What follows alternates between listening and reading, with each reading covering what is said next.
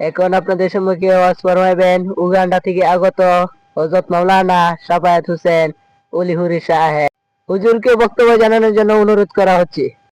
বাজান রে, রাতের 7টার সময় বেডি মাইরে ফাড়াইছে লেম্বু কিনার লাগিয়া।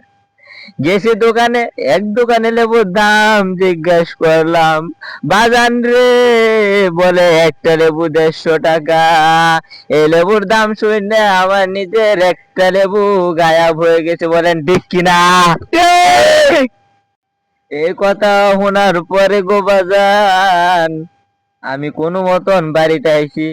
আওয়ার পর বিম সাবান এক জোখানির মধ্যে মিশায়া গো বাজান লেবুর স্বাদ নিছি, বলেন ঠিক কিনা? তোমরা কি শান্ত শিষ্ট ভাবে বসে আছো? হ্যাঁ, বসে থাকো। হ্যাঁ, আমার কত করে মনোযোগ দিয়ে শোনো। দাম রে বাজান, এই লেবুর দাম শুই না গো আমার বুকে এমন হার্টবিট বেড়ে গিয়েছিল যে রাতে সকালে ঘুম থেকে উঠে দেখি আমার আরেকটা বেশি গায়েব। বাজার রে, এই কথা যখন আমার বইয়ে শুনছে, আমার কোহালে এমন দুর্দশা নাই মেয়েছে গো বাজান। আগে ভাবছিলাম আমার দুইটা বেশি নাই, সকালে উঠতে দিয়ে আমার বউ নাই। কথা বলেন ঠিক কিনা?